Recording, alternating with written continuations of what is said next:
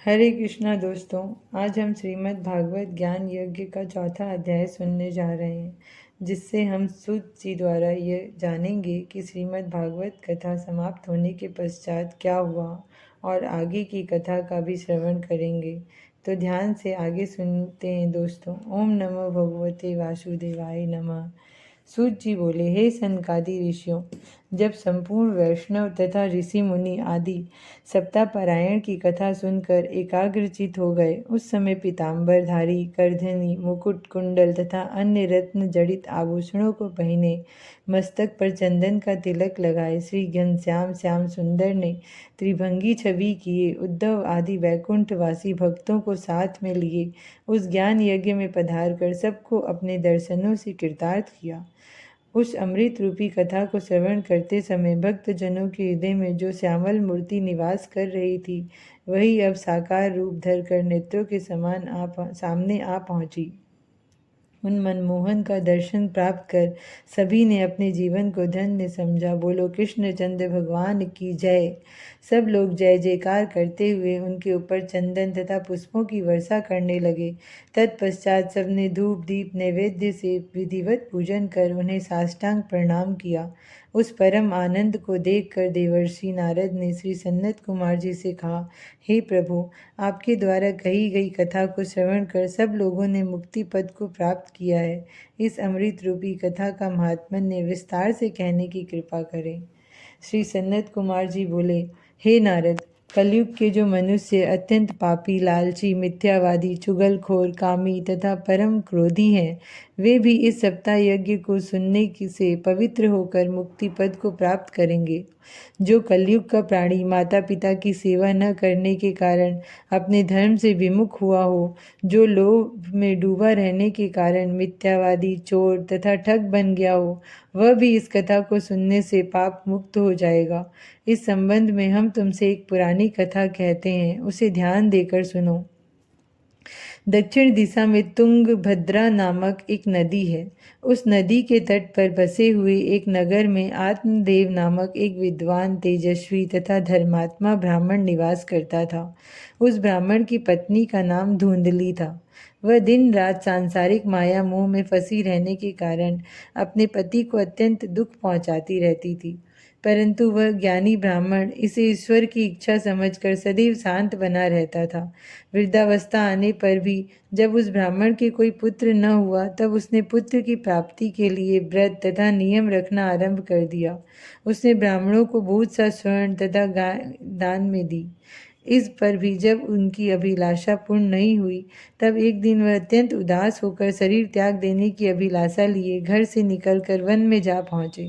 वहाँ मध्याह्न काल में प्यास से अत्यंत व्याकुल हो वह एक तालाब के किनारे गए तथा वहीं स्नान करने के पश्चात जल पीकर बैठे बैठे चिंता करने लगे। उसी समय भगवत इच्छा से एक सन्यासी महापुरुष उस तालाब के निकट आ पहुँचे। आत्मदेव ने उनके तेज को देखकर बड़े सम्मान पूर्वक उन्हें बैठाया। उस समय उस महापुरुष ने आत्मदेव को चिंतित देखकर पूछा, हे ब्राह्मण, तुम इस वन में उदास होकर किस लिए बैठे हो?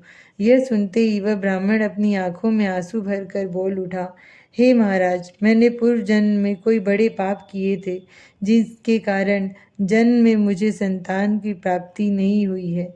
इस दुख के कारण दुखी होकर मैं यहाँ प्राण देने के लिए आया हूँ। संसार में जिसके पुत्र न हो, उस प्राणी का जीवन व्यर्थ है। उसके धन संपत्ति तथा वंश को धिक्कार देना चाहिए।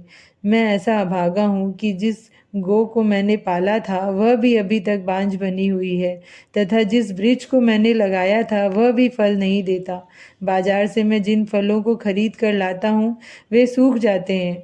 इस प्रकार मुझे अपने चारों ओर दुख ही दुख दिखाई देते हैं। इतना कहकर वह ब्राह्मण अत्यंत विलाप करने लगा। उसकी यह दशा देखकर सन्यासी ने उसे धैर्य बंधाते हुए कहा, हे ब्राह्मण, तू उदास मत हो, मैं तेरे संतान के संबंध में अभी विचार करता हूँ। यह कहकर उस सन्यासी ने ब्राह्मण की कर्म रेखा देखी, फिर उस पर विचार करने के उपरांत कहा, हे ब्राह्मण, तेरे भाग्य में अगले 7 जन्म तक संतान नहीं लिखी है। अब तू यूँ रो रो कर अपने प्राण मत दे। संसार में दुख के अतिरिक्त सुख किसी को नहीं मिलता। कलयुग में पुत्र के द्वारा किसी को सुख प्राप्त नहीं होता। कलयुग के लड़के माता पिता की सेवा नहीं करते। स्त्री, पुत्र तथा भाई आदि सभी अपने स्वार्थ के संगी होते हैं। इतने पर भी माया का यह हाल है कि अंतिम समय तक सांसारिक प्राणी स्त्री पुत्र आदि में मन लगाए रहकर जगदीश्वर का स्मरण नहीं करते, जिस कारण उन्हें नरक में जाकर घोर यातना उठानी पड़ती है। अतः हे ब्राह्मण, तू भी पुत्र की कामना छोड़कर श्री नारायण जी के चरणों में ध्यान लगा, उसी में तुझको परमानंद की प्राप्ति होगी। सन्यासी की बात सुनकर ब्राह्मण ने कहा, हे महाराज, इस समय तो मुझे पुत्र के अतिरिक्त अन्य किसी का ध्यान नहीं है। आप कृपा कर मुझे एक पुत्र का दान दीजिए, अन्यथा मैं यहीं आपके सामने अपने प्राण दे दूंगा। सन्यासी ने आत्मदेव की यह दशा देखी तो उसे समझाते हुए फिर कहना आरंभ किया, हे ब्राह्मण, संतान प्राप्ति के लिए राजा चित्रकेतु ने 10 सहस्त्र विवाह किए थे, फिर भी उन्हें पुत्र का सुख प्राप्त नहीं हुआ। इसी प्रकार अन्य अनेक राजा पुत्र की कामना में मृत्यु को प्राप्त हो गए। जो लोग भाग्यहीन होते हैं उनका उद्यम व्यर्थ जाता है। यह विचार कर तुझे भी संतान की इच्छा छोड़ देनी चाहिए। ब्राह्मण ने यह सुनकर कहा, हे सन्यासिन, आप जितना भी ज्ञानोपदेश करते हैं वह मेरे मन को स्वीकार नहीं होता है। आप कृपा कर कोई ऐसा उपाय कीजिए जिससे मैं पुत्र का मुख देख सकूं। आत्मदेव का इस प्रकार हठ देखकर सन्यासी ने उसे एक फल देते हुए कहा, ऐसी ही बात है तो तू यह फल ले जाकर अपनी स्त्री को खिला देना। परमेश्वर की कृपा से तुझे पुत्र की प्राप्ति हो जाएगी। इतना कहकर वह महापुरुष फल देकर एक ओर चला गया। घर आकर आत्मदेव ने अपनी पत्नी को वह फल देते हुए कहा, इस फल को खाने से तुझे लड़का होगा, अत्यदेव तू इसे ग्रहण कर। पत्नी इसे इस प्रकार कहकर जब आत्मदेव घर से बाहर चला गया, तब कुछ देर बाद उसकी स्त्री धुंधली की एक सखी उसके पास आ पहुंची। धुंधली ने उससे कहा, हे सखी, मेरे स्वामी ने पुत्र होने के लिए यह फल कहीं से लाकर मुझे दिया है, परंतु मैं गर्भ रहने के भय से इसे खाना नहीं चाहती हूँ। गर्भवती स्त्री का जी सदैव मचलाता रहता है, जिसके कारण वह अच्छी तरह भोजन भी नहीं कर सकती है। गर्भ रह जाने पर मुझे चलने फिरने में कष्ट होगा। उस स्थिति में न तो मैं अपनी सखी सहेलियों से भेंट कर पाऊंगी और न गाने बजाने का आनंद ही उठा सकूंगी। गर्भ रहने पर प्रसव की पीड़ा मुझे बर्दाश्त न होगी। मेरा शरीर कोमल है, उस दुख को भला मैं कैसे सह सकूंगी। यदि लड़का सकुशल उत्पन्न हो गया तो भी उसके पालन पोषण में बहुत कष्ट उठाना पड़ेगा। छोटा बालक अपने मल मूत्र से वस्त्रों तथा बिछौनों को भ्रष्ट कर देता है। उस दुर्गंध में मैं कभी नहीं रह सकूंगी। इन दुखों को उठाने से तो बांझ अथवा विधवा स्त्रियां अच्छी रहती हैं, जिन्हें गर्भ की पीड़ा नहीं भोगनी पड़ती। इस प्रकार की अनेक बातें अपनी सखी से कहने के बाद उस ब्राह्मणी ने वह फल कहीं रख दिया तथा पति से झूठ मूठ कह दिया कि मैंने फल खा लिया है। कुछ दिनों के बाद जब ब्राह्मणी की बहन उसकी घर आई तो उसे उदास देखकर पूछने लगी, हे बहन, इन दिनों तुम बहुत उदास तथा दुर्बल मालूम होती हो, इसका क्या कारण है। तब धुंधली बोली, मेरे स्वामी ने पुत्र होने के लिए कहीं से एक फल लाकर मुझे खाने को दिया था, परंतु मैंने गर्भ रहने के का स्मरण कर वह फल नहीं खाया था तथा उनसे झूठ बोल दिया कि मैंने उसे खा लिया है। अब मैं सोचती हूँ कि अपने पति को क्या उत्तर दूंगी। इसी चिंता के कारण मैं सदैव चिंतित रहती हूँ। धुंधली की बात सुनकर उसकी बहन ने कहा, है बहन, यदि यही कारण है तो तू कुछ चिंता मत कर। मेरे 1 महीने का गर्भ है, अतः तू अपने पति से कह देना कि तेरे गर्भ रह गया है। जब मेरे गर्भ से पुत्र होगा तब मैं उस लड़के को तुझे दे दूंगी। इस प्रकार तेरे पति को कुछ भी पता नहीं चलेगा। वह फल जो रखा है उसे अपनी गाय को खिला दे, ताकि कभी किसी की दृष्टि उस पर न पड़ सके। अपनी बहन की यह बात सुनकर धुंधली अत्यंत प्रसन्न हो गई। उसने अपनी बहन को आत्मदेव से छिपाकर अपने घर में ही रख लिया। 10वें महीने जब उसकी बहन के लड़का हुआ तो उसने अपने पति को सूचित कर दिया कि मेरे लड़का हुआ है। आत्मदेव इस समाचार को सुनते ही अत्यंत प्रसन्न हो गया। उसने ब्राह्मणों तथा याचकों को बहुत सा दान दिया। उधर दूसरे ही दिन धुंधली ने अपने पति से कहा, मेरे दूध नहीं उतरता है। मेरी बहन के आज ही से 6 महीने पहले एक बालक हुआ था, वह तभी मर गया, परंतु उसके स्तनों में बहुत दूध है, अतः मैं चाहती हूँ कि मेरी बहन यहाँ रहकर मेरे लड़के को अपना दूध पिलाती रहे। आत्मदेव ने पत्नी की इस बात को स्वीकार कर लिया।